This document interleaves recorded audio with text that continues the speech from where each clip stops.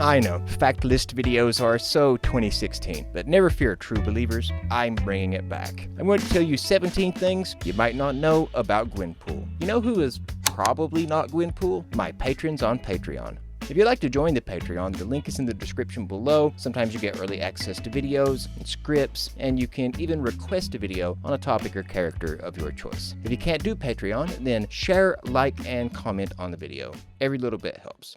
I doubt anyone watching this channel is unfamiliar with Gwenpool, but still, if you want some background on the character, I do have a video. If the fact you're thinking of isn't here, it's probably there, but you already put it in the comments. That being said, let's jump right in. Number 1. Gwen's powers have been expanded since she and her brother Teddy arrived in the Marvel Universe. At first, she just knew things she shouldn't because she reads comics in her own universe, so plot lines, secret identities, stuff like that. Plus, she breaks the fourth wall, nothing you didn't know there. She also arguably had the power of plot convenience. She would do things like drive a motorcycle off a building and be assured that she would survive because, well, the story was not yet over and she was the main character. Whether that is a superpower or not is up to your own interpretation, but now she does have some bona fide powers. She can hide in the white space between panels, what she calls gutter space, manipulate items in other panels and pages, or even pull people and objects from other storylines. On top of all of that, she can retcon things to have already happened at will using a flashback, or as Gwenpool Strikes Back number 1 put it, she can alter reality by manipulating whatever happens off panel. This is, of course, crazy overpowered, but they keep it in check by working the concept of editorial oversight right into the story. So why doesn't Gwenpool have the same level of power in team-ups that she has in her solo book? Because the editors won't allow it. It's pretty genius. Number 2. In the Unbelievable Gwenpool, which started in 2016 and ran for 2 years, during issue number 18, Gwen uses her newly obtained powers to answer fan letters in the back of the comic, standing in for editor Heather Antos, who began the letters column 2 issues before. This section is called Gwens Pool, or Pile of Ordinary Letters to the Editor, and becomes a reoccurring feature of the series. Number 3. In issue number 19, we meet a future evil version of Gwenpool with powers that future Miles Morales describes as impossible to fight. Apparently, in this alternate future, Gwen might as well be omnipotent, and she's also evil. Gwen erases her by deciding to never do the things that future evil Gwenpool did. Number 4. Gwenpool appeared in Deadpool Kills the Marvel Universe again, cover dated September 2017. This 5-issue miniseries brought back writer Colin Bunn and artist Dalibor Tijiak from the original Deadpool Kills the Marvel Universe, and we actually get to see Deadpool and Gwenpool fight. He calls her a variant knockoff cover even. As you can imagine from the title, this does not end well for this alternate Gwen, but she does play a pivotal role in the plot.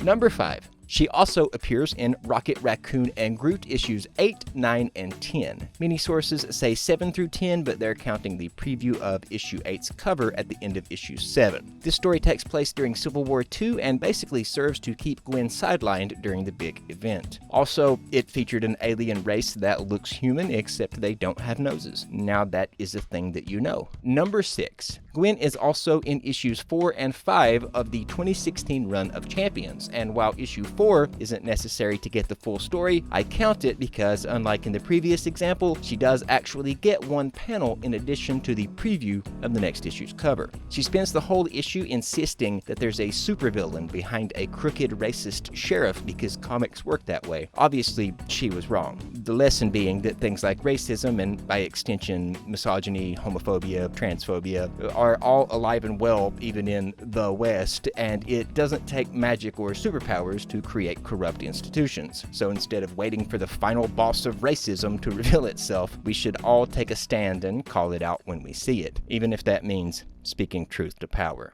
The issue had a real, very special episode vibe, and I liked it. What can I say? I grew up in the 90s. I'm a sucker for a very special episode.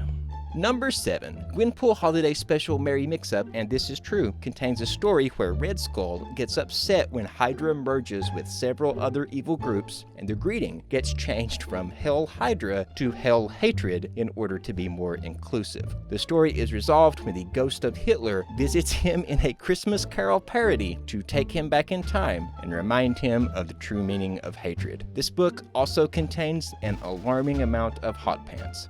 Here's Punisher in some hot pants. Number 8. There's also an alternate universe Gwen in Edge of Venomverse issue number 2 from 2017. This is a world where Gwen gets the Venom symbiote and becomes Venompool, Gwenpool.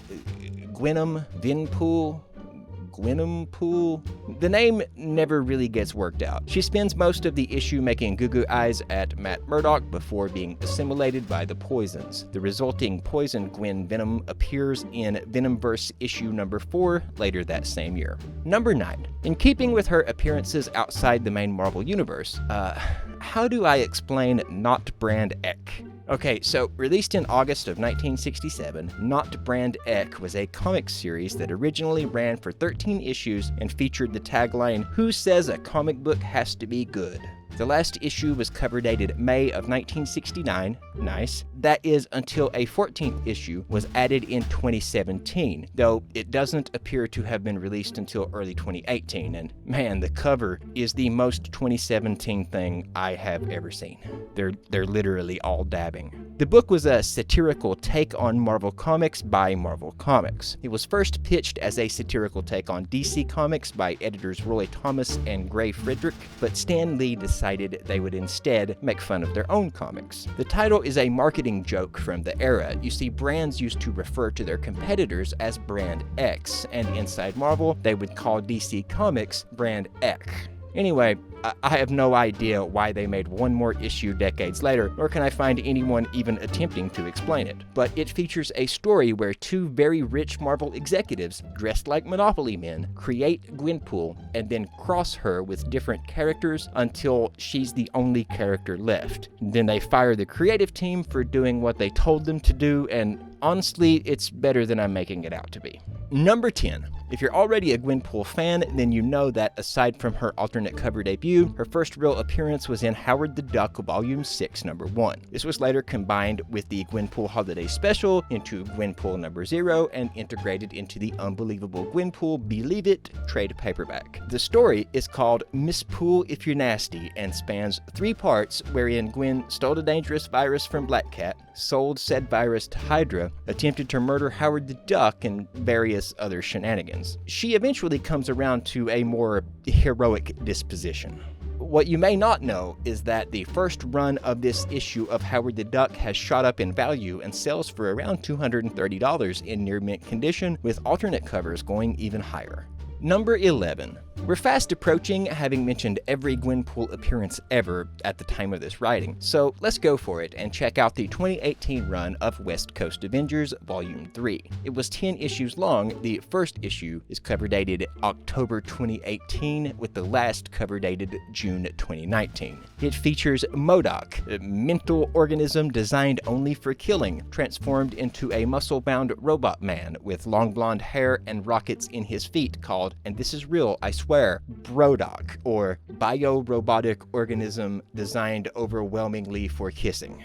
There's also a guy in a blanket called Dutch Oven. You'll get no more context. This ain't Nerd Sync and I'm no Scott Nice Wonder. Gwen's powers get nerfed pretty hard in this one, as she can't even find the panel of the comic, but like I said before, editorial oversight. Also, Volume 2 has vampires. Number 12. Next, we have 2019's Superior Spider-Man Volume 2 Automatic. This was part of the War of the Realms. I'm just going to quote Marvel on this one. The Dark Elf Malekith wages a war that has spread from one otherworldly realm to the next, setting them all ablaze, and now it's time for that war to finally explode into the last realm standing, ours. All the worst monsters from the 10 realms come pouring in over the globe, and it will take the biggest heroes in the Marvel Universe to stop them from conquering Earth. This tie-in sees Superior Spidey and the gang cross over with tons of Marvel's finest, including the Fantastic Four. Number 13. Speaking of the Fantastic Four, Gwenpool Strikes Back has a couple of misadventures before the main plot gets started. In the first issue, she unmasked Spidey. Well, she was trying to get bitten by him to get superpowers. Yeah. In issues 2 and 3, she pals around with Deadpool and decides what she really needs to do is bang one half of Marvel's first family. It's a weird one, but it does make me wonder why Sue and Reed, or Ben for that matter, never recognized Gwen in Superior Spider-Man. It also bothers me that they meet up with Captain America, among others, and Cap asks who they are, even though he called Hawkeye and chewed her out when she reformed the West Coast Avengers using reality TV money. You know, because of the whole Civil War incident. He would definitely be aware of them. Oh god, I've become comic book guy. Number 14. So, Secret Empire, Brave New World. This was back when Captain America was supreme leader of Hydra. He just was, don't worry about it. At the end of issue 1, there's a short section that depicts a Hydra propaganda news show where Gwenpool appears as a guest to promote her new book, Help, I've Been Kidnapped by One of Hydra's Weird Bat Soldiers. It's the story of a plucky young girl forced to spread Hydra propaganda. I'm sure she's fine. Hydra never engages in propaganda, they only tell you the facts. Hell Hydra. There, I said it. Now let my family know. Number 15. Gwenpool made a very brief appearance in Unbeatable Squirrel Girl Beats Up the Marvel Universe, which, among other awesome things, featured an Iron Man suit full of squirrels pretending to be Tony Stark at a board meeting. Gwen is barely in it. I didn't even see her the first time I read it, but here she is. It doesn't even look much like her, honestly. Number 16. Next, we have SpiderMan Deadpool, the comic where you have to pronounce the slash or it doesn't sound right. The series has 50 issues starting in November of 2018 and is mostly a road trip in the Spidey-mobile. Gwen first appears in issue number 42 within Wade's thought bubble, becomes to play a much greater role later on. She's in issues number 48, 49, and 50, and frankly, it would take way too long to explain, so just know that the fourth wall gets its shit kicked in, and Gwen and Deadpool save the day with comics. Also, the whole book goes insane. I would say that it'll make sense once you read it, but it will not. It's fun though. Now, before we get on to our number 1 fact, allow me to shout out the rest of Gwen's appearances. Gwen appears as a baby version of herself along with several other heroes in issue number 1 of Fearless from 2019. And next we have one panel in X Factor Volume 4, issue 3. Yeah.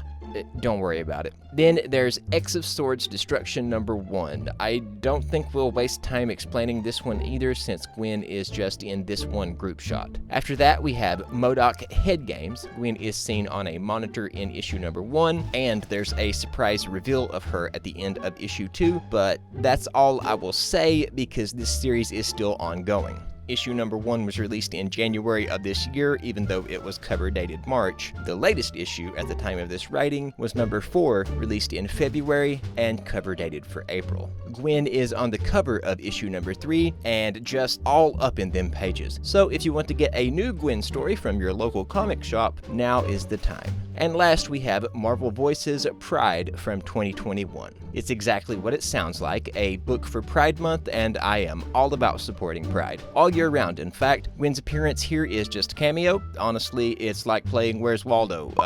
Yep, there she is. There's Waldo. Number 17. Christopher Hastings, the writer behind the unbelievable Gwenpool, returned to the franchise for just one page during Gwenpool Strikes Back. In issue number 4, he appears as a cloud in the sky and tells Gwenpool that her father's name is a reference to Deadpool. Ted Pool, get it? And her mom is called Martha. Yeah, like Batman and Superman. Then he said something that kind of blows my mind. To paraphrase, if Gwenpool is from the real world, then how is it that Christopher Hastings named her parents? In the unbelievable Gwenpool, it was flat out stated that she was from the real world, but it really seems like she's from a universe that's very similar to what we think of as the real world. This is why some online sources say that she's from the real world, others say that she claims to be from the real world, and still others simply say that she's from a universe where all the heroes and villains are fictional characters. Like Christopher Hastings said, it's something to think about.